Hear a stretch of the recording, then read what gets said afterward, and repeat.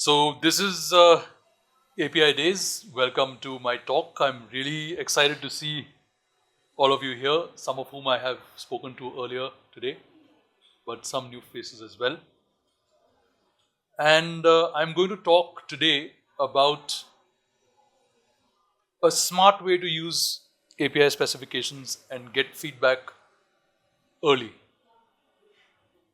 In fact, we are going to be talking about microservices right through this journey, and a lot of companies have adopted the microservices journey, and I'm sure all of us in this room have, because a lot of APIs are built using microservices.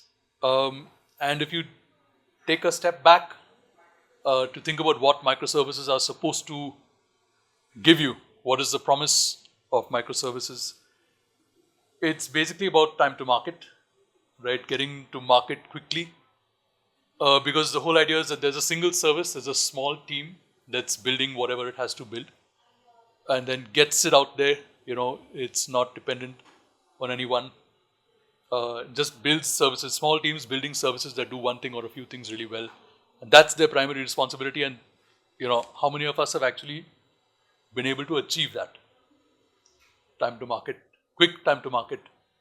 Uh, you know, with a small team with microservices, how many would feel that they're able to deliver features to market even more quickly? It's a common problem, right? And the crux of the matter is that when you do deploy independently to production, you might get errors, you might get problems, and then you might feel the need to do testing, local lower environment. And when you do the testing in the environment, you might find issues and you might solve them. And the issues are very often because some expectations were broken. The API might have made some change that the consumer did not expect, and this now means that development technically is happening independently, but you cannot release independently because you can only release after doing comprehensive testing. And this isn't really what the promise of microservices was all about, and what we've been working with organizations who've got hundreds or thousands of microservices. And for the last 5 years, we've been encountering this kind of problem and ended up building this tool called Specmatic, which tries to solve. It's one way to solve the problem, which we found pretty effective. And today I'm going to be doing a series of demos that will explain how we try to build confidence in the ability to do a deployment to production quickly, locally, using local feedback. So I'm going to jump straight into it. Let me first give you a quick idea about the application that we're going to be seeing today. This is a demo application, of course, so it may not be very complicated.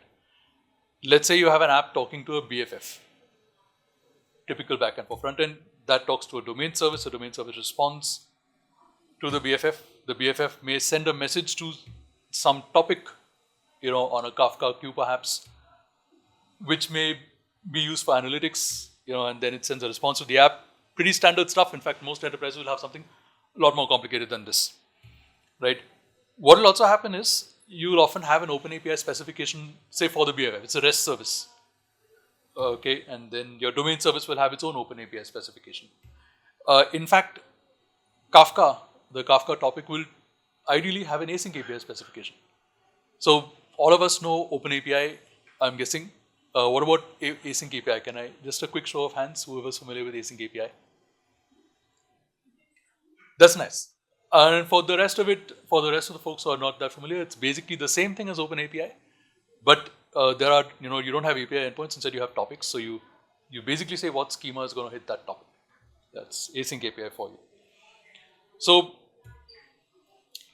let me actually get into it.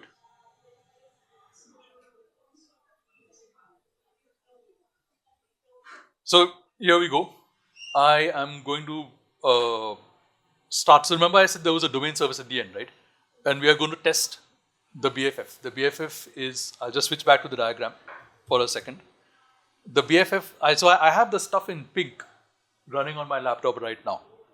The BFF will be our system under test, okay? And it has two dependencies right now, the domain service and the Kafka queue. And so I'm going to first spin up the dependencies and I'm going to spin up the BFF as well. And then I'll just test and see it all works. Okay, so this is my domain service, the backend service, so to speak. Spin that up. Okay, it seems to be up and running. Great. Okay, and now we will spin up Kafka. Of course, I don't have an actual consumer, Kafka consumer. What I do have is an async API spec. And I'm going to use that. I'm just going to start the Specmatic tool on this directory, which has all the specs in. There you go. That's a Kafka spec. You can see product queries. Product queries is the topic on which things are going to be dumped. Messages are going to be dumped. This is the schema, right? And the schema basically has name, inventory ID, etc. So let me start the mockup. So let's say 9092. Let's run it. So now both the dependencies are up. Now let me start the BFF. Okay. So, okay, here we go. So in theory, everything is up and running. Let's turn that theory into an actual practice. Okay, I'm going to make a call to, this is one of the API calls I'm going to make. Okay, we'll get into all of that later, but essentially what I've done here is I've made this API call. Now remember, from the architecture, what was basically happening is the BFF talks to the downstream. The downstream then responds to the BFF. The BFF then dumps a message to Kafka, correct? So let's take a quick look here. You see this message has been dumped here. Okay. There's a validation that happened. Of course, this was a valid message, so you didn't see any errors, but it's right here. So again, this proves that the round trip is happening. And of course, I've gotten this response back. So I think with this, we can safely conclude that the application is up and running. Now, taking the next step, let's look at the specification. So, quick look at the specification just so you know what we're, what the application can do. There's a products API. You can use it to create a product with certain keys and enums and so on. There is find available products. So, you can search for products with certain parameters. Type is the parameter here. And then there is an orders API, which you can use to create an order for a particular product with a count. So like, I want this product, 10 of them. Okay, and that returns a response. So this is the OpenAPI we know and love, the OpenAPI spec. The question is, how do we know whether the spec and the application are really in sync? What do you think? How could we figure that out? We can take a stab at it. And I'm going to, in any case, demo the way I'm proposing we do it. So one way of doing that is to run contract tests. And this is what I'll be showing you here. Switch to the contract test tab. And the idea here is we are going to run, no code so far. Okay. I run tests. All these tests got generated, absolutely no code. What is actually happening? Actually, I see some failures. So before that, let me actually go and take a look and see that there's nothing particularly egregious happening. Yeah, so this is interesting. So we have a failure here for find available products. We'll dig into that later. We have something here saying not implemented. And we have something else saying missing in spec. So what could the problem be? Why are we seeing not implemented and missing in spec? Does anyone have a working theory?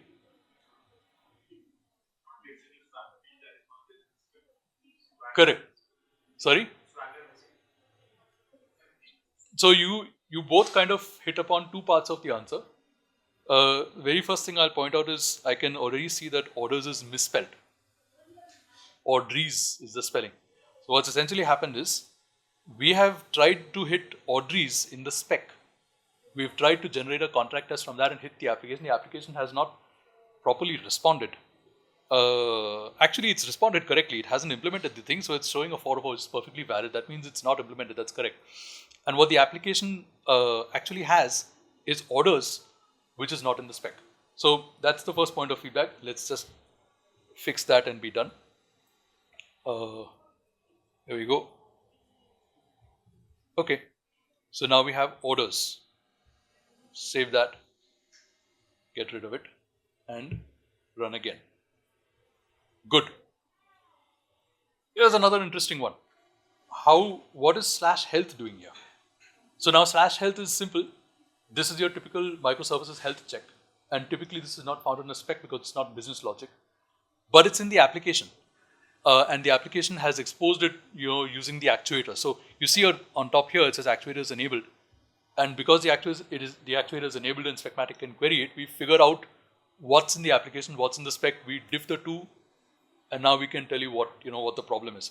Of course, in this case, we don't really care to have this in specs. That's fine. We just exclude it.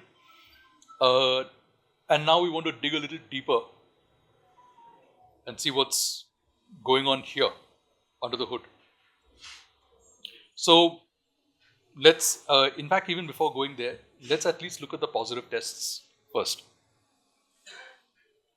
So this is what's being tested. Okay. The first scenario is post/products that returns a 201. The request body contains all the keys, the key type is set to gadget, etc. So you can see here that this is a note, this is a test basically, this is the test. And this note explains to you what it is that Specmatic is trying to figure out. And there's a series of scenarios that may occur based on this spec. So this spec is a spec for the API provider. And if an API provider says it honors this spec, then there's a series of different kinds of API calls that may hit the provider from any consumer of the API. And all of them are being tested. And what exactly each one is testing, that is what you're seeing in the description. So each scenario, it's looked at as a scenario here. Each scenario is explicitly tested, and these values are being generated for you. And the application returns 201, and that's good because what that's telling you is that every combination you could think of that might hit you, as per this spec, the application can handle. So this is good, okay, but we've only looked at the successes so far. We need to figure out what's failing. So let's take a closer look here. So here, we are saying expected state is 200, but got 400. And look at this type model. Again, this is a generic. So this is not magic. How does it know what the type is? This is a situation where you need test data setup to be done correctly, and pure generation will only get you so far. At some point, you do need to set up your database. So that this test failed, that's fine. We'll see how to sort that out.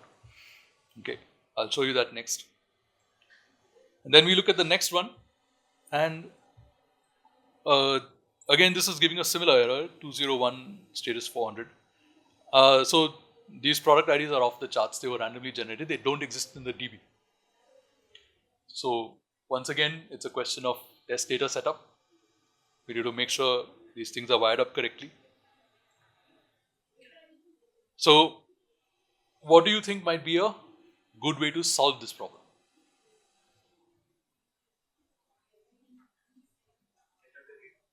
Set up the data, but if this is being randomly generated,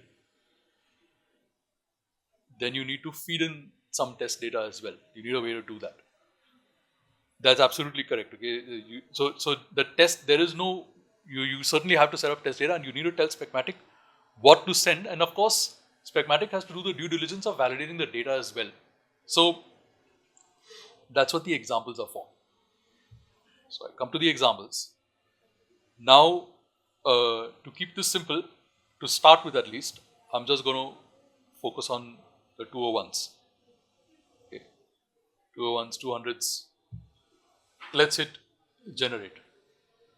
Okay, so I've got a bunch of tests, a bunch of examples generated for me. The beauty is the data, the schema is all in the spec. This file format I don't have to think about. I don't have to think too much about the schema. It's just generated for me. I mean, during the process of creating this example, it's generated for me. I just need to put in valid data. This was the trouble spot, this parameter. If you remember, this is the thing that had failed, where type was some random value. I'm going to put a value that the application will understand. Okay, and let's give it a decent looking page size. I think this is fine. Let's save and validate that. Okay, that's good. And while we are at it, let's also do the same for the others. So product ID, remember this was another trouble spot. Product ID. So again, my database is populated a little bit. So I'll just put a 1 there. I know that exists. Let me like put a 10 there. Let's at least fix this, put 10 back, etc. And let's look at the third example. I think this will do, although this looks like a person's name. It's a little weird. Let's just put the name of the latest iPhone we want. Oh, someone's too rich. Yeah. One gadget, iPhone 17 Pro, that's the order. There you go. So at this point, I have a certain number of examples that are valid as per the specification, and hence they are validated by Specmatic and they can be used. Specmatic will also validate this at runtime, but why wait for that? Fix it right here in beta. So now let's go back. Just for note, 20 tests were generated here before, and it's not that I'm particularly an advocate of test count. What I'm trying to drive home is this is the number of tests that you can derive just from the specification.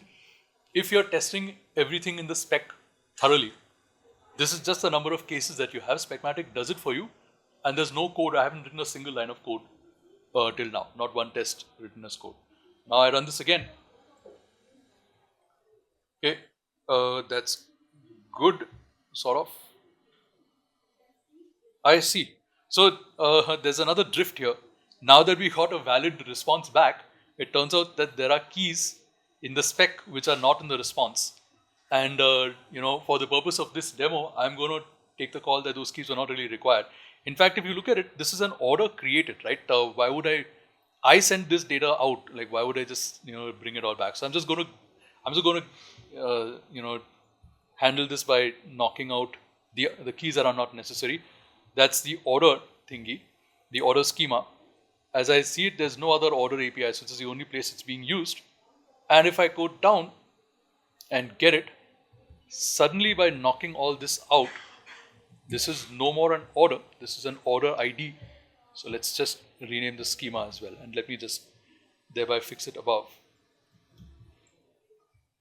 Okay, that should hopefully be the last of it. Let's see.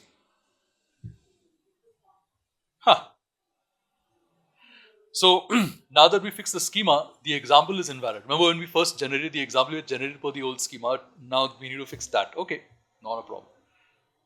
Yeah, so it's already done the validation for us ahead of time. Let me just fix it. So let's confirm, right? These are the errors.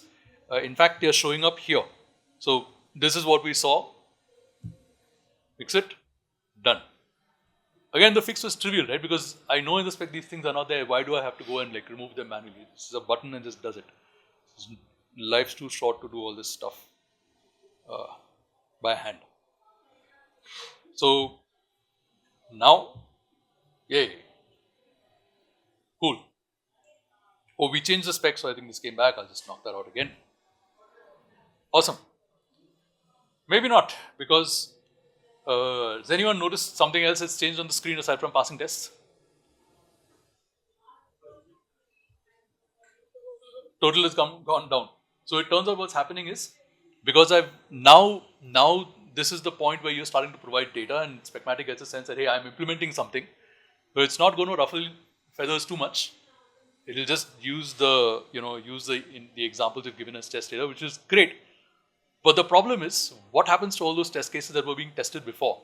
So sure, while development, go ahead and do what you need to do, but you do want those test cases back. So at some point when you're ready, maybe Specmatic can help out. Maybe Specmatic can do something about it. Voila, test cases are back, but with a slight twist. So let's open this now. See here, this message is subtly changed. Positive scenario, we weren't calling out positive and negative before. Positive scenario, post / arrow 200, so 201 response, with the request from the example products post 2011. So this is the example we created where request body contains one. So this essentially is you'll recognize this is the first example. And then, you can say where inventory is set to the smallest possible value. Smallest possible value, interesting, right? Where did that one come from? So what we are trying to do is test around the edges. This is basically what was that parameter again? Inventory. Yeah, inventory. Somewhere we had an inventory. There you go. The minimum 1, maximum 101. So the actual count was probably like a 10 or something like that. But here we are checking, if I send 1, will it really handle it? If I send 101, will it really handle it? Because I've turned generative tests on. In fact, this test was there previously as well when we had the original 12. But what's happening now is that time it had no test data. So there was nothing it can do, it's generating everything off the bat. Now it has test data, so it takes it and what it has to generate, it'll plonk in and use. So that's why it's telling you it's modified the requests. And this basically gives you data that your application can handle. Is there anything else that has changed on this screen?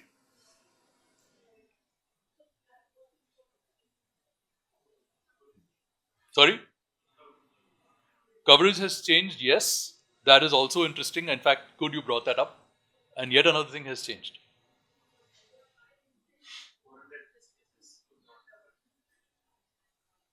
Good.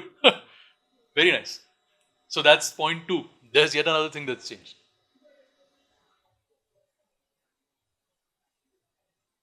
Okay, you might actually get it. It's related to the thing you had raised last time. Yeah.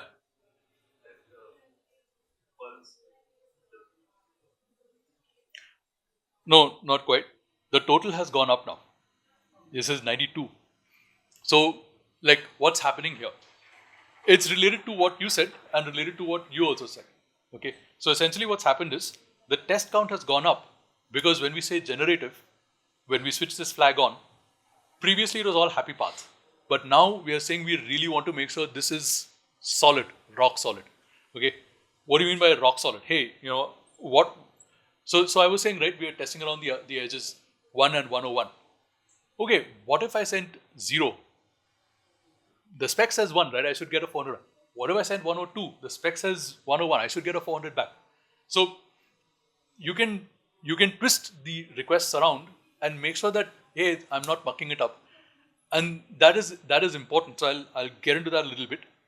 But that has driven the test count up. As a result of that, we have ended up getting 400s from the application. As a result of that, API coverage has gone up. That's what the gentleman in the side was basically saying. So all of these are tests that Specmatic is again from the test, but even more thoroughly. Okay.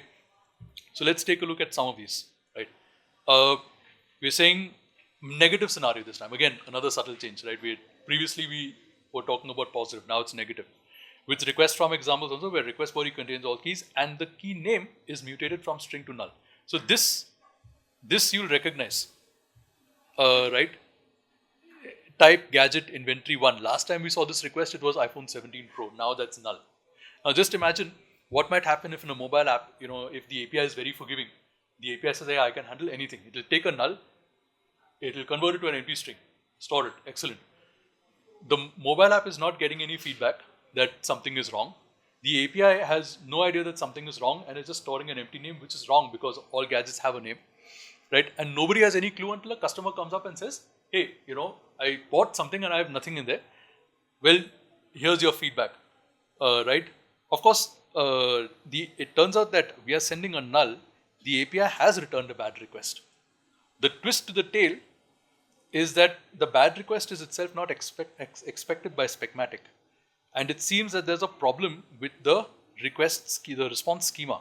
Key named message in the response was not in the specification. Excellent. So we have another case of drift here, yet again. So see, this message apparently is not in the schema. Let's check. So we are talking about products, right? Bad request. Bad request is here. Message, not in the schema. It's path. Path is the wrong field. So we should be good now. Run the test again. Oops. Good.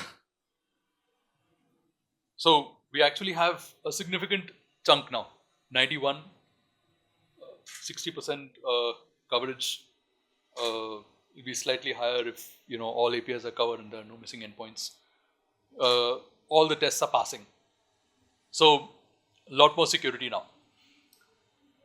Except that it's not only about the 400s, right? Because what happens when something goes wrong?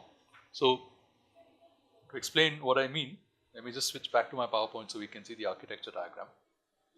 If the domain service is down, I don't want to wait forever. I don't want to keep retrying. It needs to come back. There's a problem on the application side. It needs to give me a 503. I need to know that it's happening and that it's happening with the right schema response. There should be no doubt about that. How do I test this? Anyone has any thoughts or ideas on how this can be tested?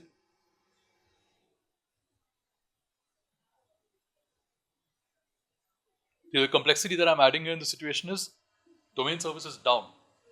All the other tests require the domain service to go. We want them. For 3 tests at least, the domain service has to be down. What are we going to do? Right? There is something of a complexity there. Like we want run the test and we can't bring it down just in time. That's like super complicated. Exactly. You go to mock it. That's the right answer. So what will happen here? We need a domain service mock so that we can do fault injection. Both of you had said mock. That's exactly the case. We need to simulate a fault in the domain service so that the BFF can feel something is off. Throw a 503. Okay. To some extent, maybe there are some hints about this, through my talk. So I'll ask you again. How do you think we would go about doing this mocking?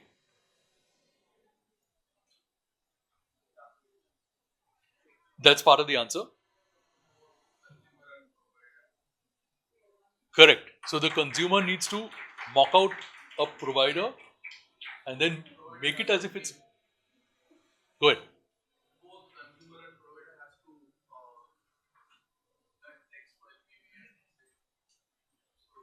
And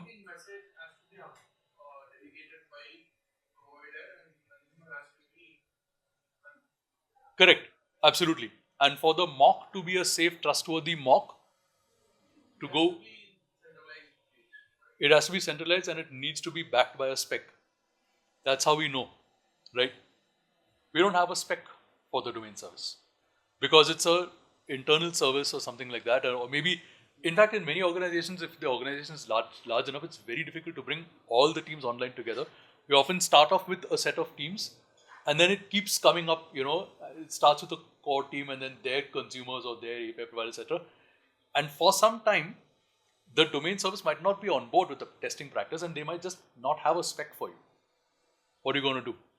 Well, any ideas how a spec might be generated? Simple. Use a mock.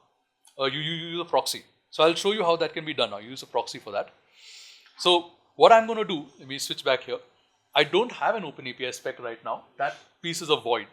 What I'm going to do is in place of the OpenAPI spec, I'll put a recording proxy. I will use it to record traffic. When it's done, it will dump out something and then I have my spec. Okay. So let's see how that can work. So firstly, I need to record a spec. Now I'm putting it between my BFF and my domain service. So what do I put here in the target service URL? The proxy is talking to the downstream. So this is the downstream. The downstream URL is http://localhost : I think it's 8090. Let me just check. Downstream is 8090. Yeah. So 8090. Great. Now the other side of it is, what is it exposing? It's got to expose a different port. So you make it 8089. So be it. We'll start it, but since we want to put it between the BFF and the downstream, we have to also update the BFF. So this we are going to change now. It was talking to 8089. We'll make this, 8090. Now it will be 8089. We'll just quickly restart it. Okay. Did I? Yeah. So now the BFF is talking to the proxy. It doesn't know. It's a transparent recording proxy. Now, let me go back to the tests. Let's just run the same tests. Tests are passing. That we already knew was going to happen, right? Nothing new here. But what I've got now, which I didn't have before, is a whole bunch of recordings. You can see these recordings here. And when I stop this, we've suddenly got a new spec with a bunch of examples, as you said. But now the examples have a good spec behind them that we can trust, generated from. Although you see, we ran 92 tests. There are 17 examples here, right? So it's not just dumped all the traffic, it's picked the traffic that it felt was the best. So it's called intelligent service virtualization for that reason and put the relevant ones down. To prove that we really have a mock that works, we should be able to ideally take down the original order service and start this one up as a mock. So let's do that. I've already modified the BFF to talk to 8089. We'll just leave it there for now. Let's bring this up now as a mock. Okay. Start it up. Let's run the tests again. Super. So this much we have done, right? Coming back to the diagram, we've used the proxy. We have successfully recorded a spec. We have got traffic as example, so it's real traffic. Using that, we were able to cut out the domain service, and now we are running the BFF in an isolated cocoon. There's a spec on the left and there's a spec on the right. Okay, the domain service is now nowhere in the picture, and we can trust the recordings. Now we can have a little fun with this. So we wanted to simulate a 503, right? That's where this whole exercise started. Pretty simple now. So the first thing is, let's pick, okay, I'm going to pick find available products. We're going to, get this 503 simulated. Now we need something that fails in the downstream. So let's go to the downstream first. This is the one. That downstream, so find available products is going to hit this API. So I'm going to add an example here. I'm going to add an example. It's valid. Yeah. Cool. Now this is the important part because we want something that will be hit by the BFF. Let me do that. Okay. Let's just say accept all of these. Okay. Good. Now this is still a normal example. Let's add the failure aspect to it.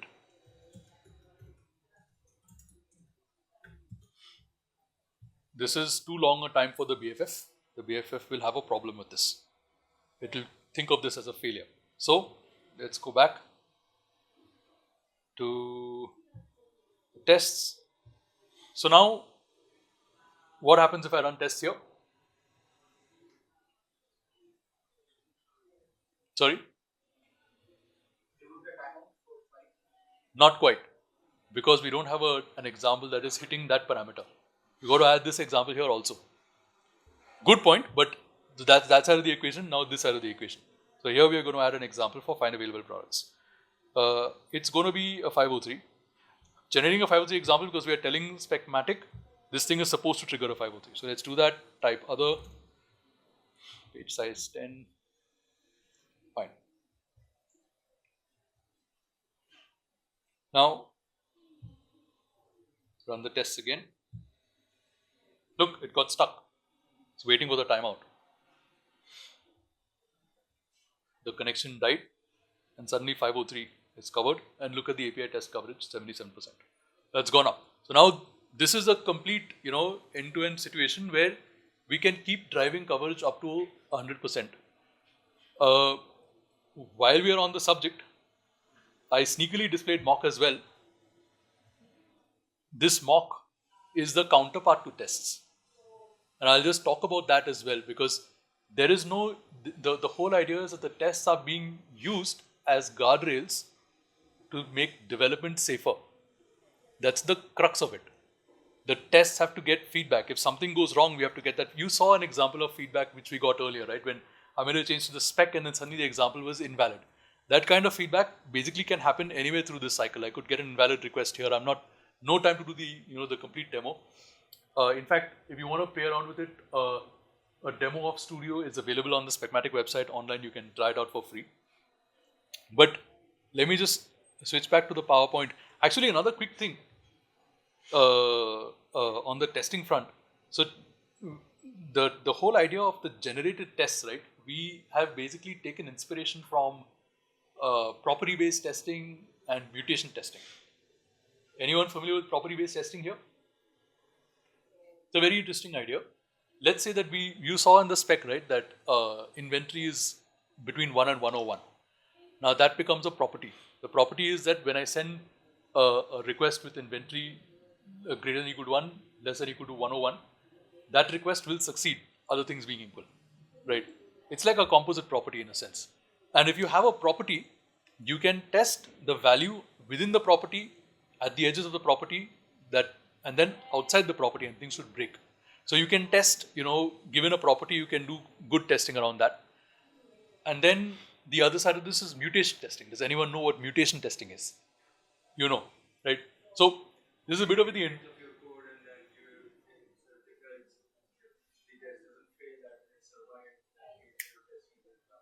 Exactly. So I'll just say what he said again. Suppose I have a condition A equals B. If A equals B, return true, else return false in my code. And I have two tests, one checking when A equals B, one checking when A is not equal to B, and checking the true or false condition. The tests are currently passing. Then I run my mutation testing tool, and what it will do is it will modify the condition and invert it probably. And by inverting it, it should find those two tests failing. And if the two tests are still passing, the tests are useless. What is the point? Right? What we've done is we've taken this and instead of inverting the code, we've inverted the values. So here, inside this, you'll find a significant number of these mutations. So we are mutating the request from products, posts, etc. from string to null. And similar expectation though, if you send this request to the API, it should return to the 400. If it's not returning to the 400, I explained, right, what kind of problems. And why you want to keep your API as tight to the wire as possible for smoother development, better feedback, etc. So, coming back, what have we seen so far? Quick recap. System under test, which is the BFF.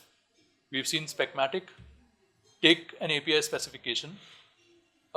We've seen Specmatic stub on the other hand, on the other side, take an API specification. Specmatic Kafka mock, which I showed you, takes an async API spec, spins up a broker in memory with the requisite topics, does schema validation. Expectations which we set are in the form of examples which you have seen. Similar expectations are set on async API. We make a request to the BFF. BFF requests the downstream dependency which gives validation on two levels. One is were the examples correct. Two is were the is the request that we sent correct.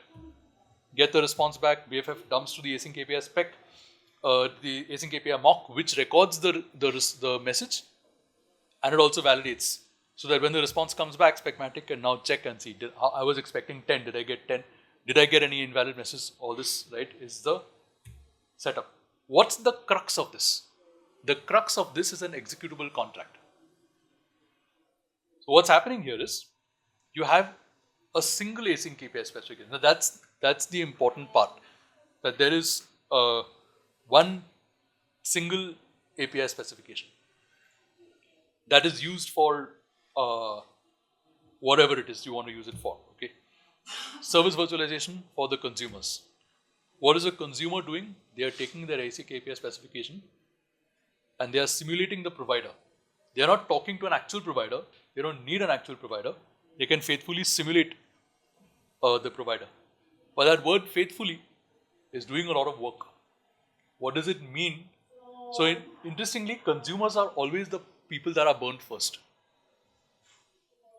If your mobile app has a bug because of a provider, when the ticket gets filed, it is filed on the app. The consumer is always, told that, hey, you got a bug. Consumer frantically does debugging, like, freak, no, I wrote this as per expectations. Provider is blown up, right? So, how do you know that it's really faithful? That faithful comes from the contract tests. So the contract tests that I showed you, we're not just, running a test. I could write those contract tests using code as well, but if I did that, when the spec changes, my test will not be in sync, right? And there's no point because the spec just has everything. There is absolutely no need to write code. I pretty much generate everything from the spec, and I'm good. And if you have run all the tests from the spec that I showed you when I selected the generated flag and suddenly we shot up from like 3 tests to 92, it's not just a number. It's actually testing every single scenario that could hit your application. If your application can handle every single scenario, then the consumer is good. It's going to be no problem. If something's going to break consumer expectation, it would be one of those cases that we saw. So the trust of the consumer in the spec very much depends on whether the provider has really run contract tests. And that is where governance becomes important. So I'm going to talk about in a little bit. I don't have much time. The fact that you have to even use one spec, the fact that you have to make sure both sides are using the same spec. Now, this is the ideal. This is where the practice comes into the picture. Practice means tools that you can use to make sure that this ideal scenario is actually realized. So, how would we recommend doing this? Okay. Now, what I'm going to talk about here is a process that we've implemented in several companies that actually works. I'm not saying it's the only way to solve this problem, but this has worked really well for us. So, the API design first is what is a spec. You start with a spec. You design your spec. You have to push it into a central Git repository. That Git repository will be the source of truth. Now, that word source of truth also can mean different things in different contexts and so on. I'm using that word very specifically to mean that anytime somebody wants to know definitively this is the spec I should use, where should I get it from? This is where you get it from. You get it from here. This could be tooling. Usually it's going to be tooling because humans can read the spec and make whatever they want of it, right? But you can't hold a human's feet to the fire for being perfect and for automating stuff. The tooling needs that, and the tooling needs to be able to pull from this. So from that perspective, this is the source of truth. Now, how do you make sure that you put things in the spec properly? What can go wrong? What if, for example, I want a description on every API, right? I may want contact information. What if I want, for example, to make sure, like I put an example, you saw example validation, right? I can put that in the spec also. What if I want to make sure those examples are correct? So you run a linter, you have a pull request policy, build validation policy that will run these checks on anything that gets into the spec. It will run the linter as per whatever standards the organization may have. It will run an example validation from Specmatic. The pink icons are all Specmatic functionality that exists. Backward compatibility testing is another interesting one. It's an interesting find that we had, where if you make a change to a spec, now you have two versions, right? How do you know that the change to the spec is not going to break existing consumers? And it turns out you can stand up a mock of the new spec, which is now effectively a provider, and run contract tests of the old spec. And if all the contract tests pass, it means the spec is backward compatible. Of course, they still have to be run for functionality as contract tests, elsewhere. But this is the backward compatibility check on the spec as well. And it's surprising, a lot of defects get killed right here in this step. And then, of course, Specmatic basically does this. And then you have a human review. Anything involving Specmatic does not require code, okay? Because pretty much all the information you need is in the spec. You tune the spec, you're good. The human review is required because it should not come as a surprise later. I don't want to push something into the repo and then suddenly, it's like, otherwise there were incidents like this that happened where, teams I would work with, just onboarding them for the first time, and very naturally they would say, the provider would say, I need to make this change. I'll just disable the contract test. I'm like, no, you can't disable the contract test. They're onboarding, right? So this is the dialogue.